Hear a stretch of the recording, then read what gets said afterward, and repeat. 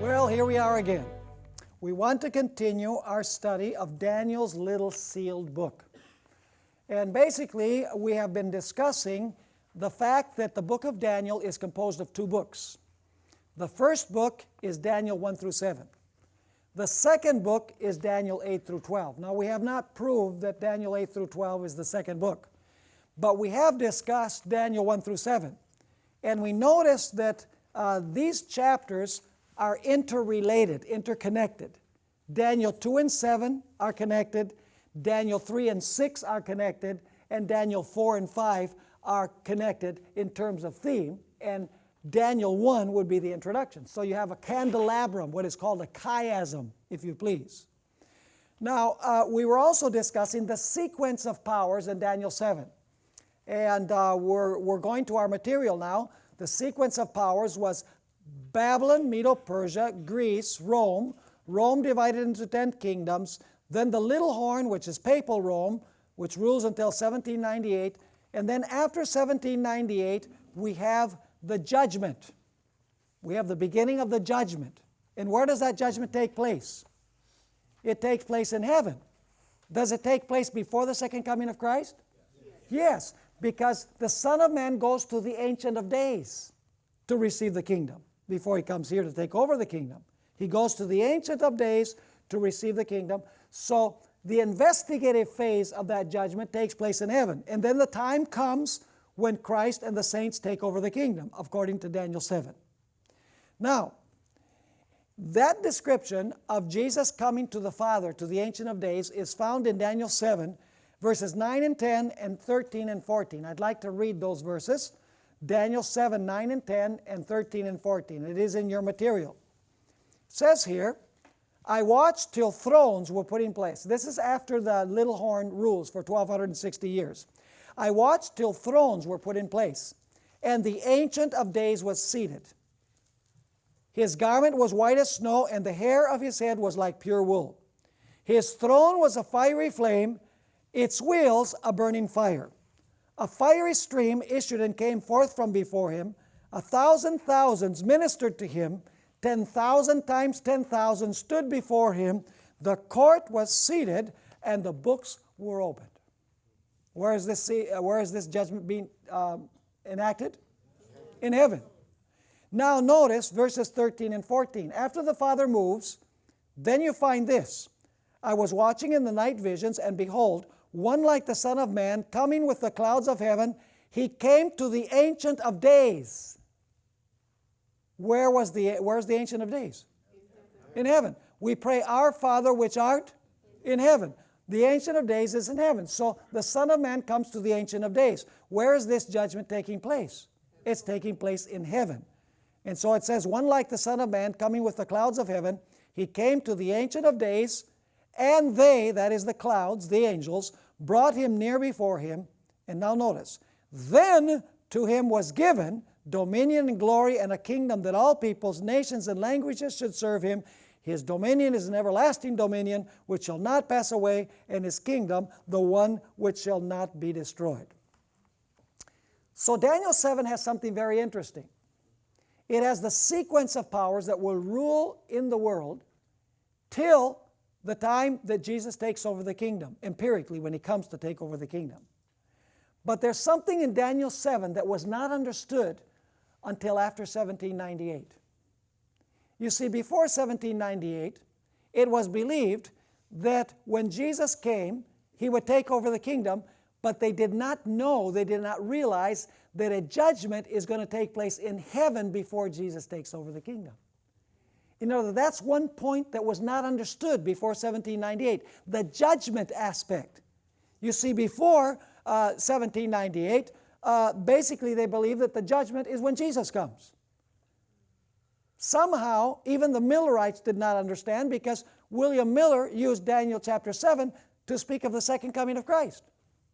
Even though it says that the Son of Man came to the Ancient of Days. They did not fully understand that before Jesus comes to empirically take over the kingdom, there was going to be a judgment that would declare Jesus' right to have the kingdom in the heavenly court. Are you understanding what I'm saying? So there was one aspect of Daniel chapter 7 that was not understood before 1798, and that was the judgment aspect, the heavenly judgment aspect of the taking over of the kingdom. Is that point clear? Now, that is very important for what we're going to discuss next. Let's discuss now the second book. We've already discussed the first book. The first book ends by saying that there's going to be two phases to the judgment.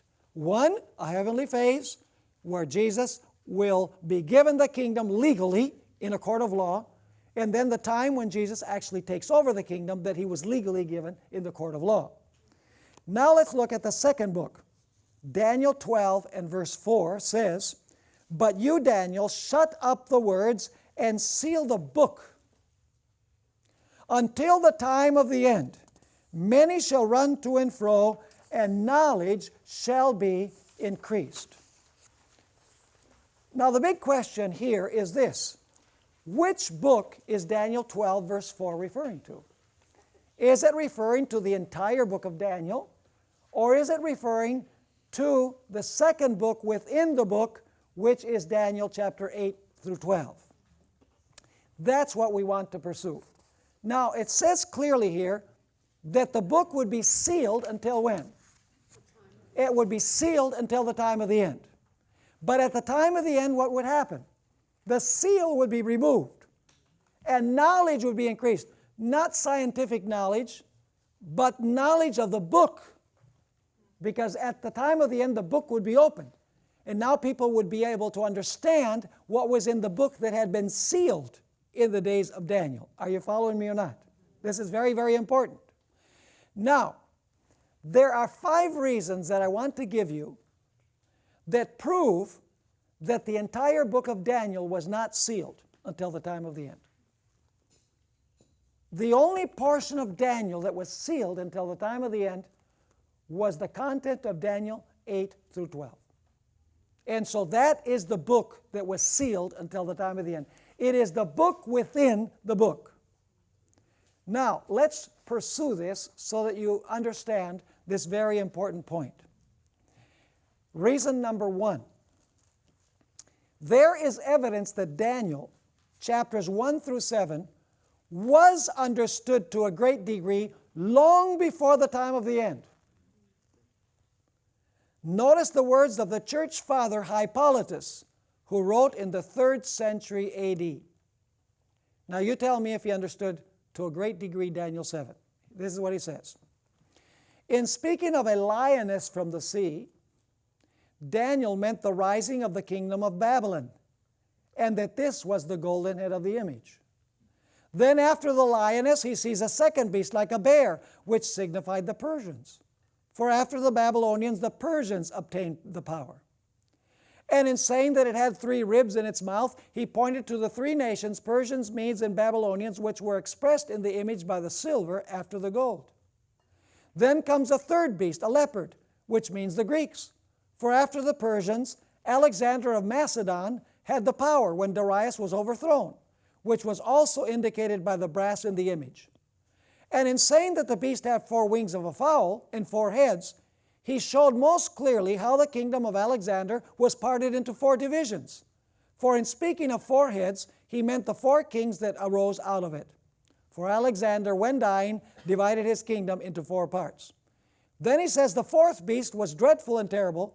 It had iron teeth and claws of brass. Who then are meant by this but the Romans, whose kingdom, the kingdom that still stands, is expressed by the iron? For says he, its legs are of iron." Did Hippolytus understand Daniel 2 and Daniel 7? Oh yeah, to a great degree.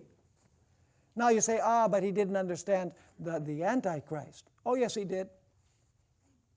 But there's one thing that Hippolytus missed. Let's read his second quotation. By the way, for those who are interested, this is found in Leroy Edwin Froome's book, The Prophetic Faith of Our Fathers, Volume 1, page 272. This is what Hippolytus said in the second statement.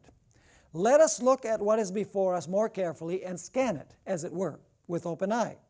The golden head of the image is identical with the lioness by which the Babylonians were represented.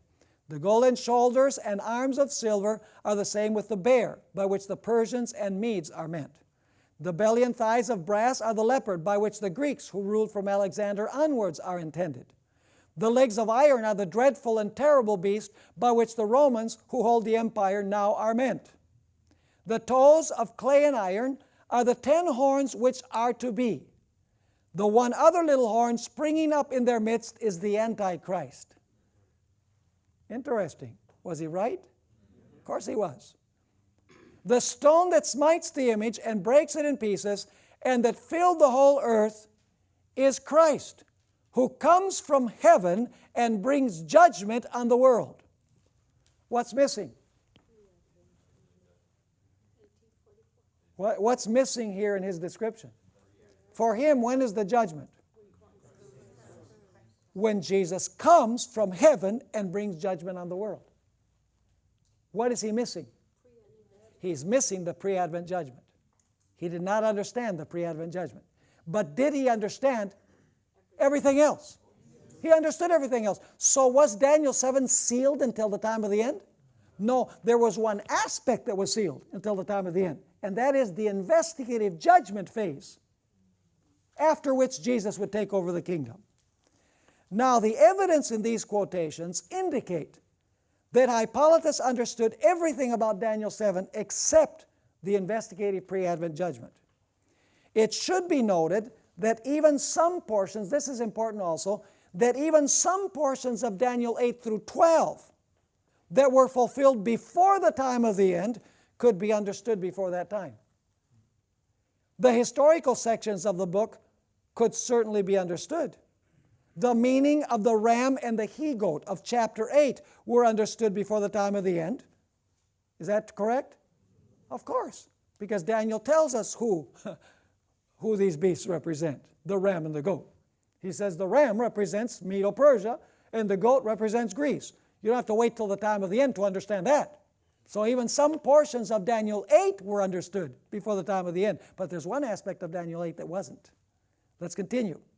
Much of the earlier portions of Daniel 11 could be understood before the time of the end, as can be seen by the fact that the pagan philosopher Porphyry argued to the church father Tertullian that the first half of Daniel 11 describes so precisely Greek and Roman history that it had to have been written in the 2nd century rather than in the 6th century. So Porphyry said this is too detailed. This could not have been written 400 years before it happened. So somehow Daniel must have been written in the year 200 BC. So were there portions of Daniel 11 that even the pagan philosopher Porphyry could understand? Of course. But there is one specific element of Daniel 8 through 12 that could not be understood by anyone until the time of the end. And that was the message concerning the 2300 days and the judgment.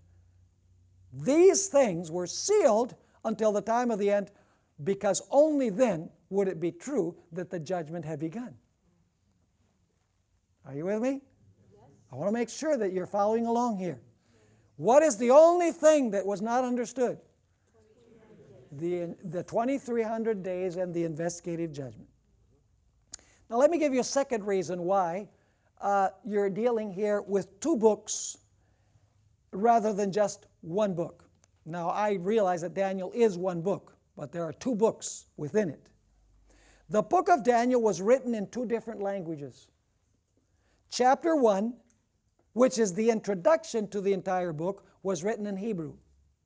Chapters 2 through 7 were written in Aramaic, which was, somewhat like Hebrew. It's kind of like Portuguese and Spanish, Aramaic and Hebrew. And so chapters 2 through 7 were written in Aramaic, and chapters 8 through 12 were written in Hebrew. The difference in language between Daniel 2 through 7 and Daniel 8 through 12 indicates that the book is composed of 2 units. Reason number 3, the little old lady. Ellen White knew this. I never cease to marvel at how Ellen White understood this. Most people, they say, the book that was sealed until the time of the end was Daniel. Ellen White didn't make that mistake. She didn't say it was Daniel. Let's read several statements from her writings. This is Acts of the Apostles, page 585. In the Revelation, all the books of the Bible meet an end. Here is the complement of the book of Daniel. One is a prophecy, the other a revelation. The book that was sealed is not the revelation, but that portion. What is a portion? Part. But the portion of the prophecy of Daniel relating to the last days. The angel commanded, "But thou, O Daniel, shut up the words and seal the book, even to the time of the end." So is the book that was sealed all of Daniel? No, it is that portion having to do with the last days. In another statement, Great Controversy, page 355, Ellen White explains the message of salvation has been preached in all ages. But this message, she's talking about the first angel's message, it says the hour of his judgment has come. But this message is a part of the gospel which could be proclaimed only in the last days, for only then would it be true that the hour of judgment had come. And now listen to what she says. The prophecies present a succession of events leading down to the opening of the judgment. Daniel 7 does that, right? Daniel 7 presents a succession of events leading down to the opening of the judgment. This is especially true of the book of Daniel. Now listen carefully. But that part of his prophecy which related to the last days, Daniel was bidden to close up and seal until the time of the end. Not till we reach this time could a message concerning the what? The judgment be proclaimed, based on the fulfillment of these prophecies. But at the time of the end, says the prophet, many shall run to and fro, and knowledge shall be increased. So in one statement she says that portion was sealed, and in the other statement she says that part. So the book that was sealed was not all of Daniel. It was a portion having to do with the 2300 days. And that is the central theme of Daniel 8 through 12. We're going to study that. Desire of Ages 234. The words of the angel to Daniel relating to the last days were to be understood in the time of the end. At that time many shall run to and fro, and knowledge shall be increased. The wicked shall do wickedly, and none of the wicked shall understand, but the wise shall understand. Now, here's a very interesting statement. Manuscript Releases, Volume 1, page 99. You remember that the seal was taken off the book and the book was opened in Revelation chapter 10? Remember that the angel descends from heaven with a book that's open, having been opened? Was the seal taken off that book? You know what that book is? It's this book. That portion of Daniel is that book. And the angel comes with the book open because the seal has been taken off. Now listen to what Ellen White says about what the seal was. She says the unsealing of the little book was the message in relation to time. Which time? Unto 2300 days the sanctuary shall be cleansed. So when the 2300 days are preached, what happens with the seal? The seal is removed, and now people can understand it. Are you following me? So what is it that was sealed? The message in relation to time, the 2300-day prophecy. Now here's another statement. This is Prophets and Kings, page 547. She says, honored by men with the responsibilities of state and with the secrets of kingdoms bearing universal sway, Daniel was honored by God as his ambassador and was given many revelations of the mysteries of ages to come. His wonderful prophecies, as recorded by him in chapters 7 to 12 of the book, bearing his name, were not fully understood even by the prophet himself. But before his life labors closed, he was given the blessed assurance that at the end of the days, in the closing period of this world's history, he would again be permitted to stand in his Latin place. That is through his book, of course, not personally. It was not given him to understand all that God had revealed of the divine purpose. Shut up the words and seal the book, he was directed concerning his prophetic writings. These were to be sealed even to the time of the end. Go thy way, Daniel, the angel once more directed the faithful messenger of Jehovah, for the words are closed up and sealed till the time of the end. Go thy way till the end be, for thou shalt rest and stand in thy lot at the end of the days. So what is it that was sealed until the time of the end? The entire book of Daniel? No. It was the portion of Daniel that has to do with the 2300 days, that has to do with the beginning of the judgment, the chronology of the beginning of the judgment. That was sealed. Other things could be understood. Could they understand the lion? Sure. Could they understand the bear? Could they understand the leopard? Could they understand the dragon beast, the 10 horns, the little horn? Even Martin Luther and the reformers, you know, Martin Luther believed that the little horn was Islam, but other reformers believed that the little horn was the papacy, and the man of sin was the papacy. And so these things could be understood. Could they understand that the ram represented Medo-Persia? Sure. Could they understand that the he-goat represented Greece, and that Greece would be divided into 4 kingdoms? Absolutely. Daniel 11, as we notice, could be understood, at least the portions that didn't have to do with the last days. Which was the portion that could not be understood? Ellen White says that which had to do with the last days, with the investigative judgment, with a 2300-day prophecy. Now let's go to reason number 4. This is the most important of all. And I hope that you're well versed in Daniel 8.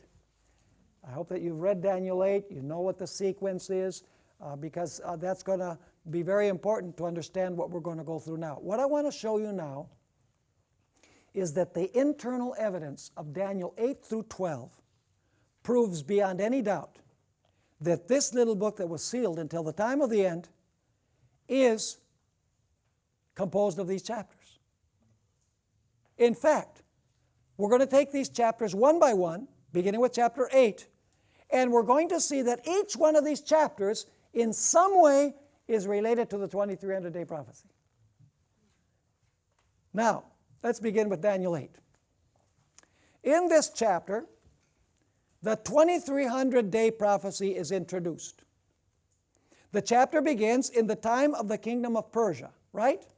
There's no symbol for Babylon. Why is there no symbol for Babylon? Because the 2300 days begin with Persia.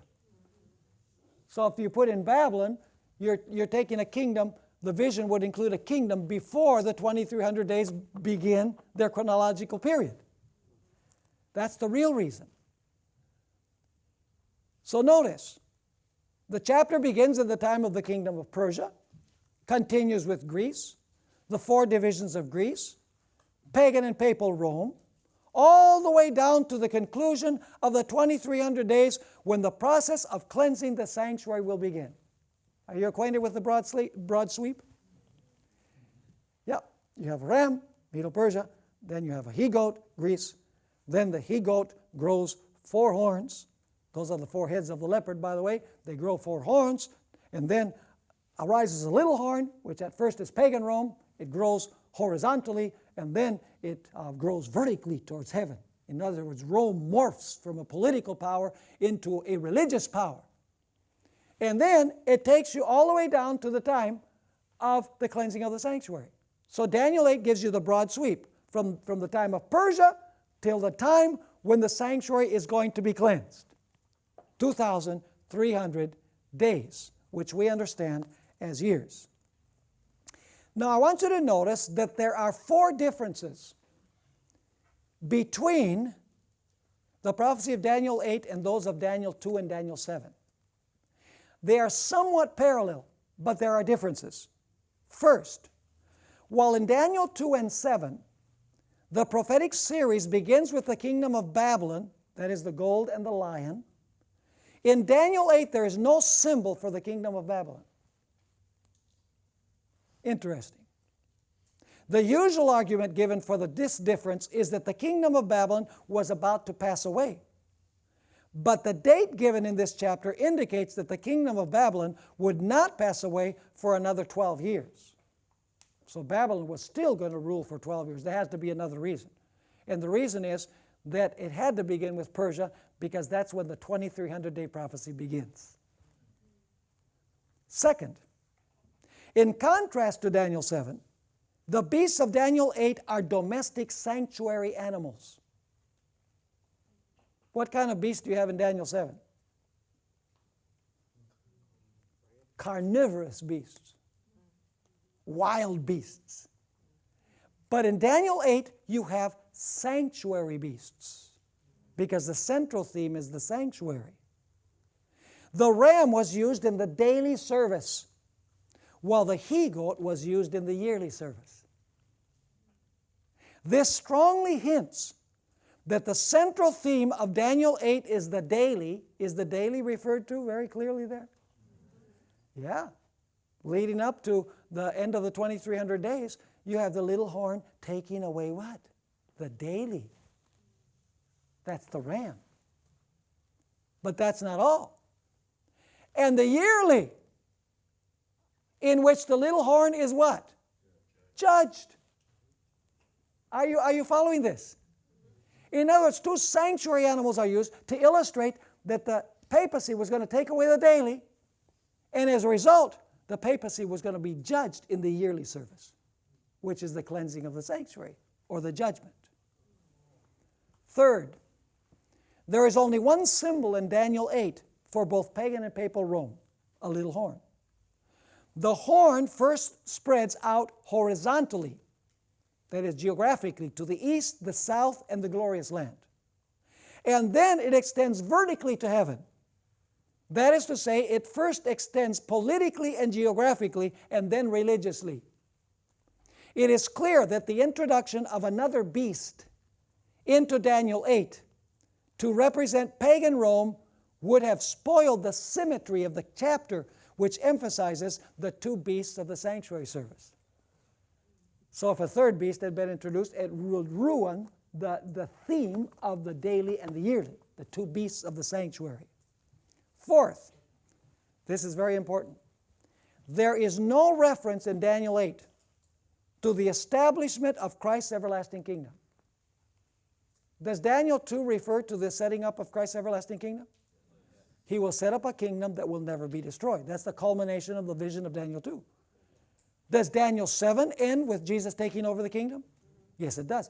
But Daniel 8, strangely enough, the chapter ends, and there's no reference to the everlasting kingdom, which is different than Daniel 2 and Daniel 7. Now, this was due to the fact that Daniel got sick before Gabriel was able to explain the entire vision. And you can read that in chapter 8, verses 26 and 27. This is the reason why Gabriel came back in Daniel 9 through 12 to explain the things that had remained unexplained in chapter 8. In other words, if Daniel had not gotten sick, Gabriel would have continued giving him Daniel 9, 10, 11, and 12. But he gave it later. Now, what is the central theme of Daniel 8 then?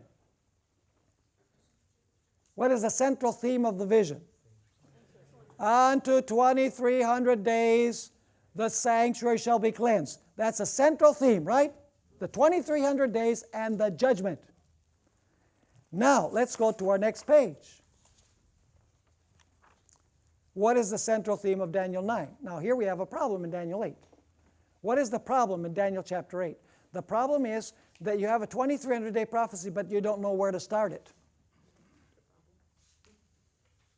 We want to know when the sanctuary is going to be cleansed. 2,300 years and the sanctuary will be cleansed. Problem is, there's no starting point in Daniel 8. So where would you expect to find the starting date? How about the next chapter? Are you with me or not? So in chapter 9, Daniel 8 mentions the 2300-day prophecy but does not provide a starting point. In chapter 9, the crucial starting point for the 2300 days is given.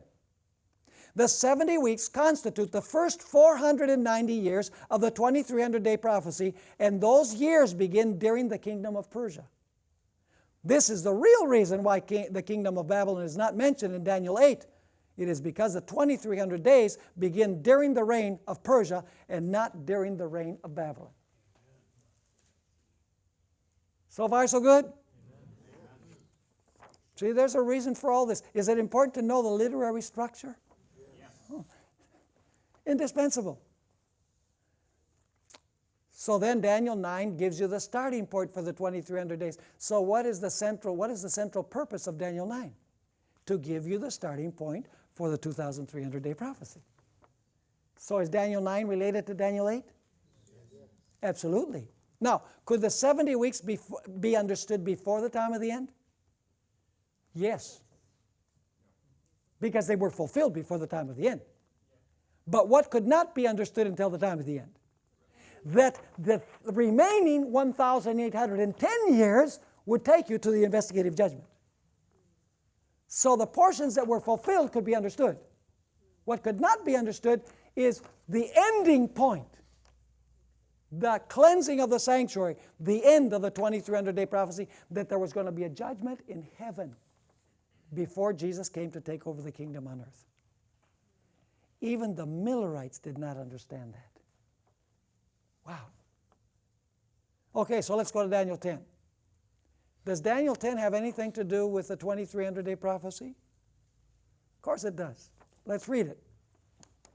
In order for the prophecy of the 2300 days to be fulfilled, especially the 70 weeks, it was necessary for the kings of Persia to give certain decrees for Israel to go back to their land, to rebuild their temple, city, walls, and to restore a functioning Hebrew theocracy. It was the command to build and restore Jerusalem. Certain decrees had to be given in order for the 2300-day prophecy to begin on time. Now, Satan, the prince of Persia, knew this. Do you think the devil could understand the prophecy of the 70 weeks and the 2300 days? You better believe he could.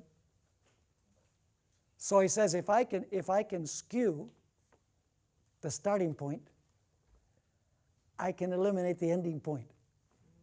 Now notice, Satan knew this, and therefore he worked on the minds of the Persian kings to try and prevent them from allowing Israel to return to their land. Do you know that after Israel returned in 536, there was all sorts of opposition? Cyrus gave a decree, and then it was revoked. And then it was reinstated. The people that had remained in the land fought those who came back tooth and nail. Why do you suppose that was? Because the devil was behind it. Daniel 10 gives you the reason behind the reason. Now notice, I'll continue reading here. If the temple, the city, and the walls were not rebuilt, if the theocracy was not reestablished, the prophecy of the 2300 days could not begin to be fulfilled, and God's plan would be frustrated.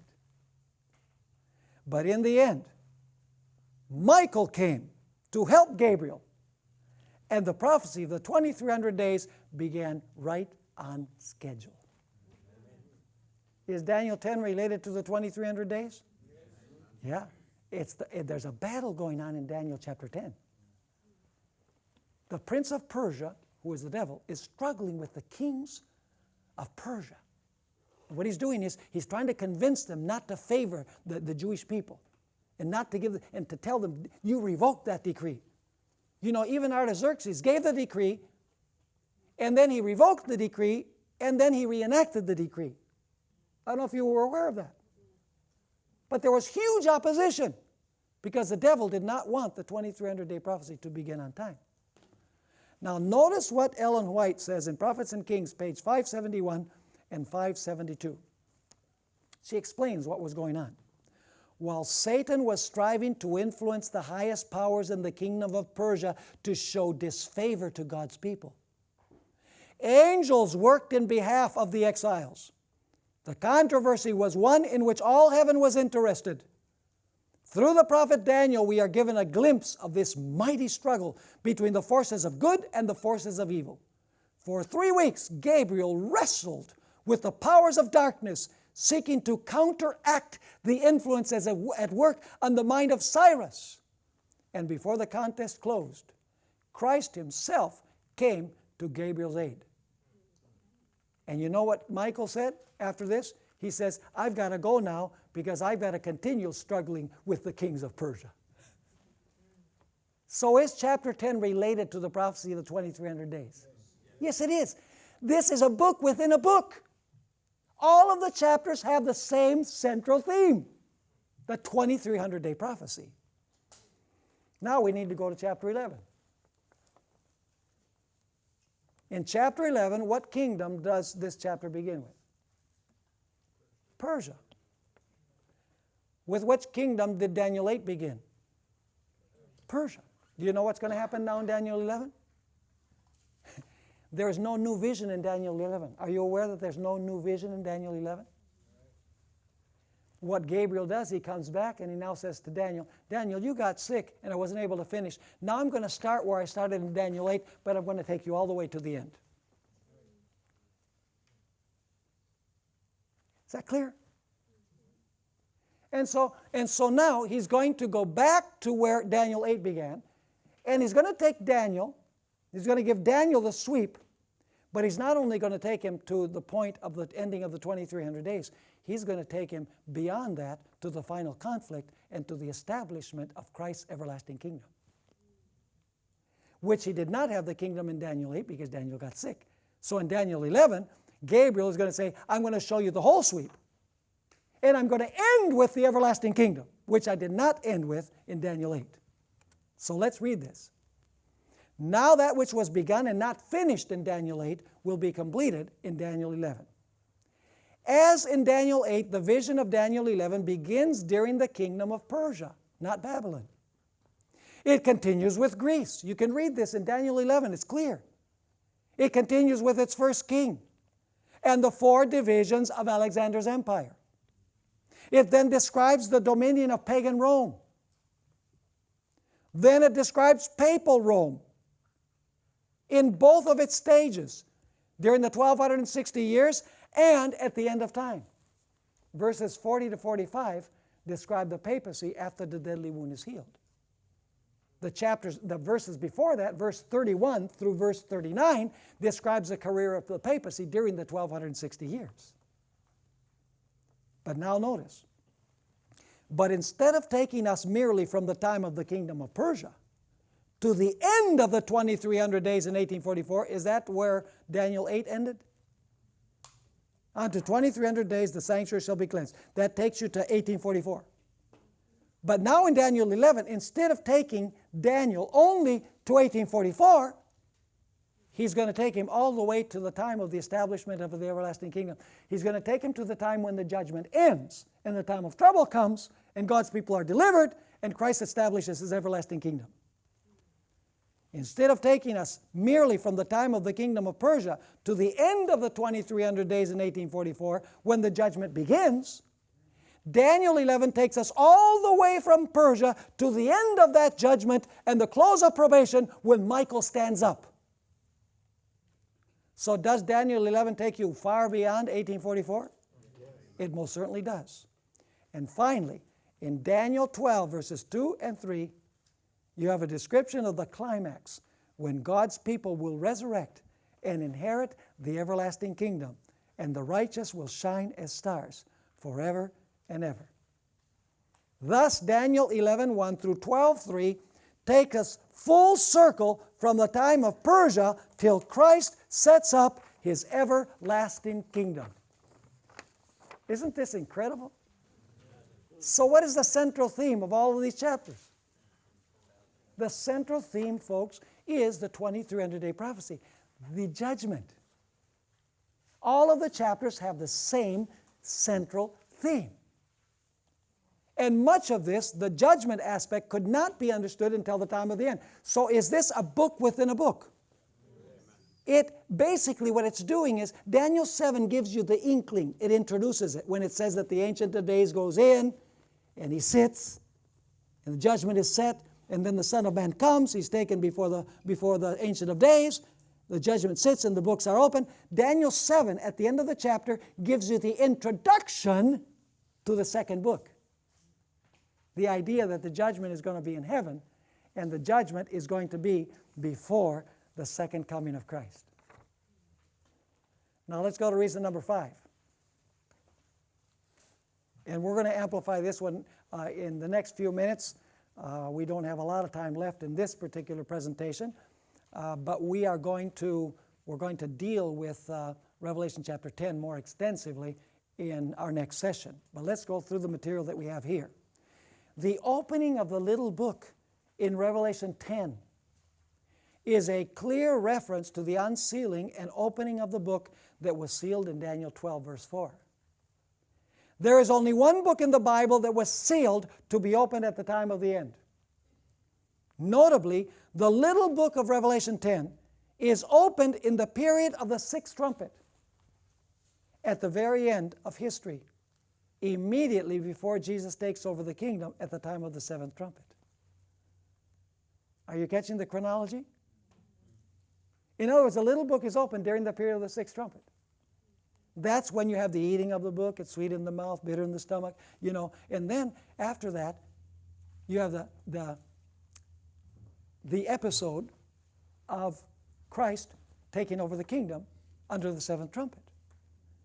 Now, we shall find in our next study that no chapter in the Bible explains in a clearer way the origin, message, mission, and destiny of God's end-time remnant people than Revelation 10.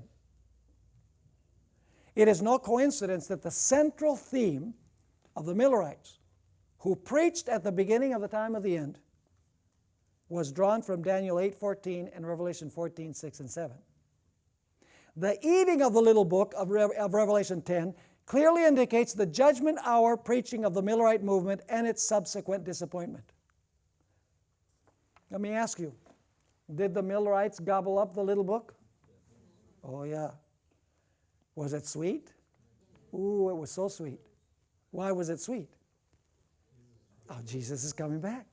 October 21st in 1843, then they readjusted it, and then finally they settled on October 22, 1844, and Ellen White says that the coming of Jesus was something that brought joy to everyone. She said that was the happiest year of her life, the year that led up to the great disappointment. So the experience was sweet. These people loved Jesus. They wanted to see Jesus come. And then when October 22, 1844 ended, ooh, the bitterness. I'm going to read you some statements from the pioneers after Jesus didn't come. Wow. Their hopes were dashed. But they didn't totally lose hope, because they went back to studying Scripture. And they said, we missed the fact that the judgment is going to have a heavenly phase before Jesus comes to take over the kingdom. In a parable, Jesus says that we are to be individuals that wait for the return of the master from the wedding.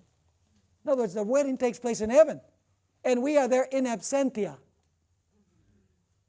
And then Jesus comes to get his people. But he determines his kingdom before. The Millerites did not understand that. So the acid test of what this little book is found in history. It was fulfilled in history in 1844.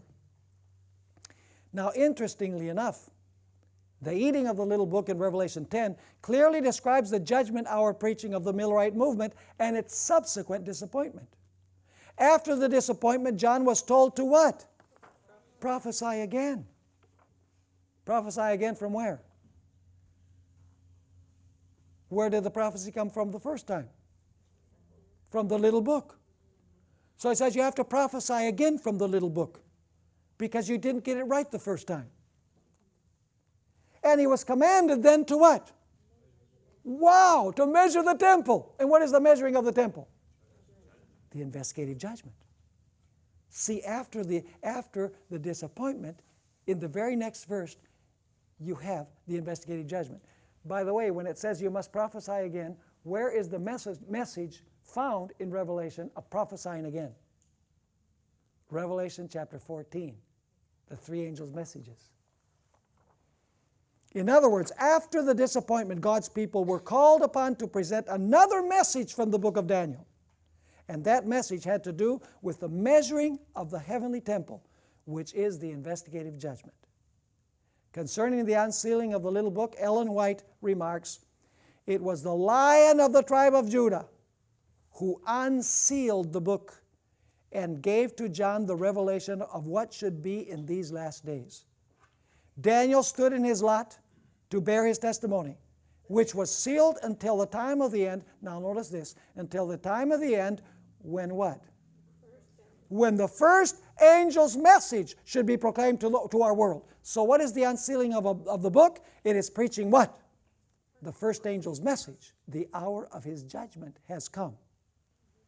These matters are of infinite importance in these last days, but while many shall be purified and made white and tried, the wicked shall do wickedly, and none of the wicked shall understand. The book of Daniel is unsealed in the revelation to John and carries us forward to the last scenes of this earth's history. So as we study the structure of the book of Daniel, we discover that Daniel is one book composed of two books.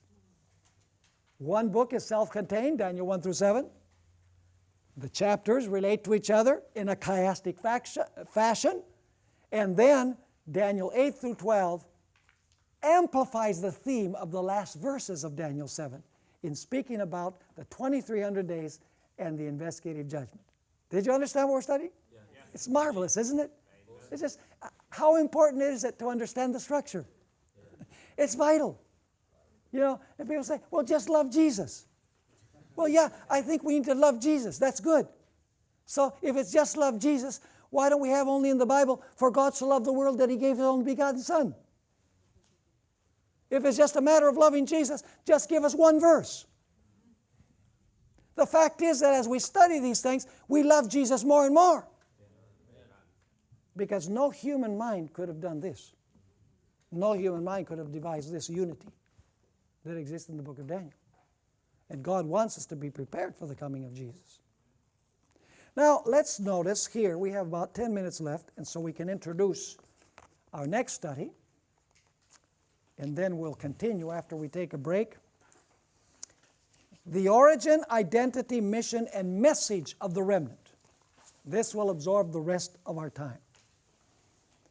There is no passage in Scripture that better describes the origin, message, identity, and mission of the Seventh-day Adventist Church than Revelation 10. This is a critically important chapter in the self-identity of the Seventh-day Adventist Church. Let's read the passage so we have it clear in our minds. I saw still another mighty angel. It's not just an ordinary angel. It is a mighty angel coming down from heaven, clothed with a cloud, and a rainbow was on his head. His face was like the sun, and his feet like pillars of fire.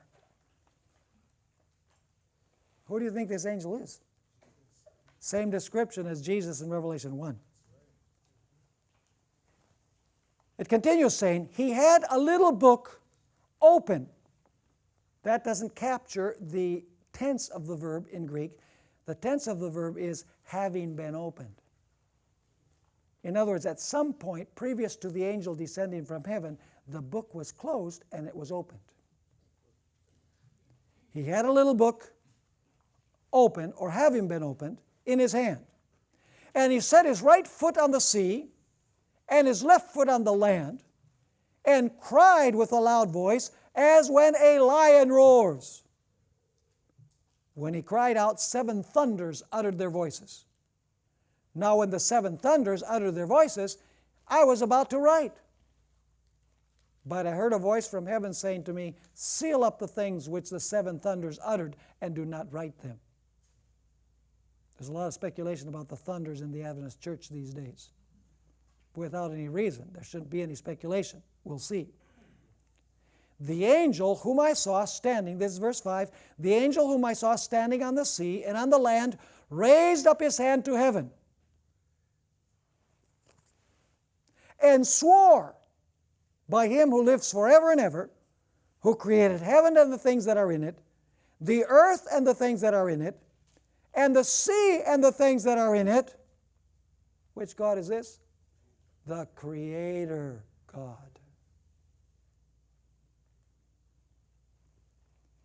That there should be, and this is the New King James, delay no longer. Terrible translation. The King James has it right, that there should be time no longer. But in the days of the sounding of the seventh angel, when he is about to sound, not when he sounds, but when the seventh angel is about to sound, the mystery of God would be finished. So is the mystery of God going to be finished shortly before the seventh trumpet blows? Absolutely. Very important.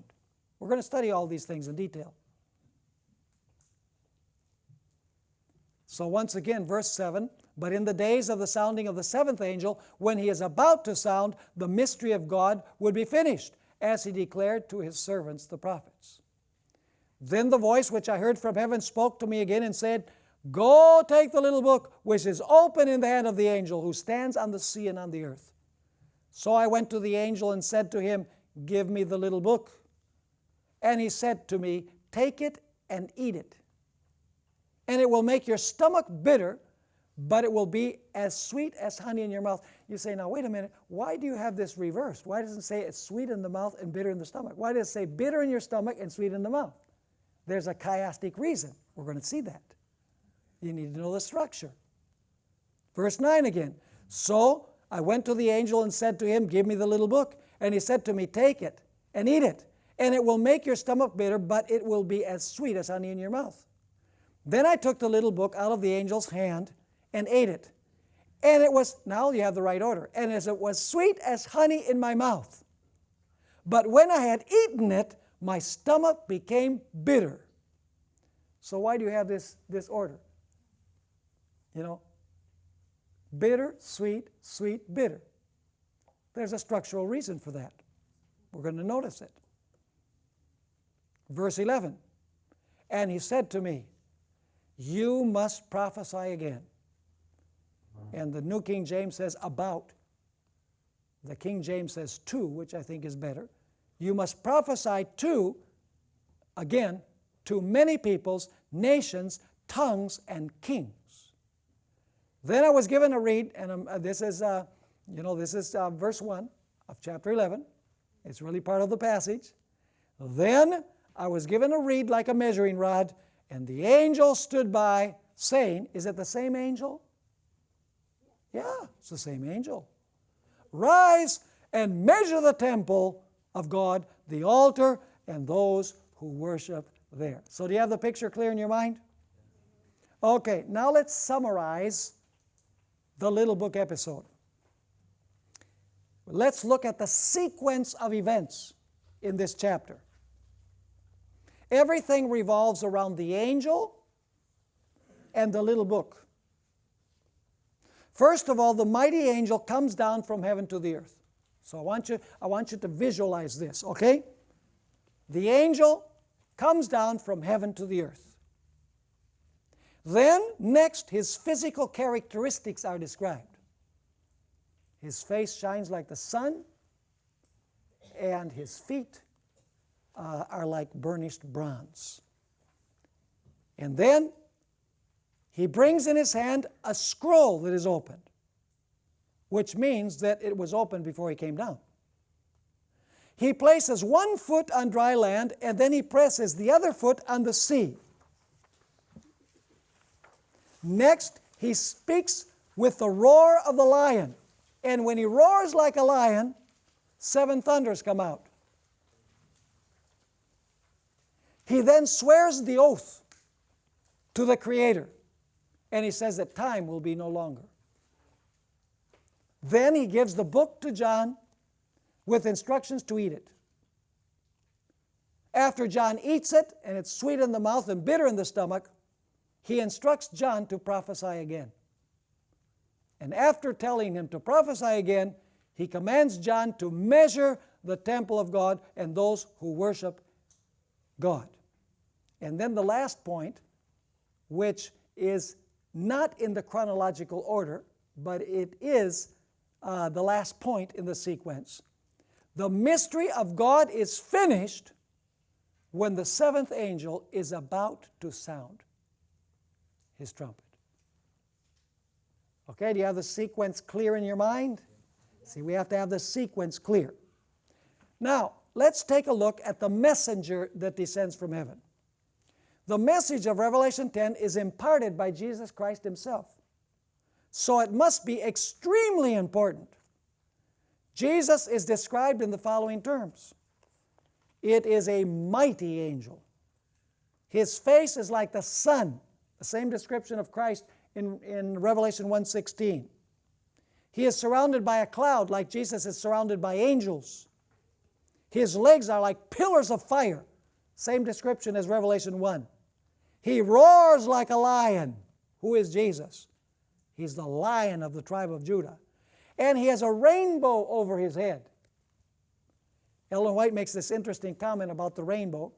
She says, as the bow in the cloud results from the union of sunshine and shower, so the bow above God's throne represents the union of his mercy and his justice. To the sinful but repentant soul, God says, live thou, I have found a ransom. Ellen White clearly identifies who this angel is. In the Adventist Bible Commentary, Volume 7, page 971, she says, the mighty angel who instructed John was no less a personage than Jesus Christ.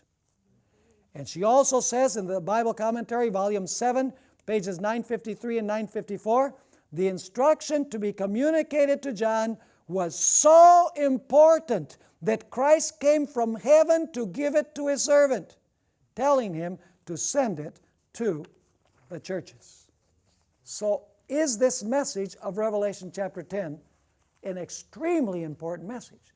Yes, because it is not delivered to an angel to be given to us. It is delivered by Jesus Christ himself. It must be crucially important if Jesus comes down in person to reveal this to his servant John and to us who receive the message of John. So I hope we have this picture clear in our minds. We are going to take a look at the rest of the details of this chapter in our next session together. Don't miss it because it's going to be exciting.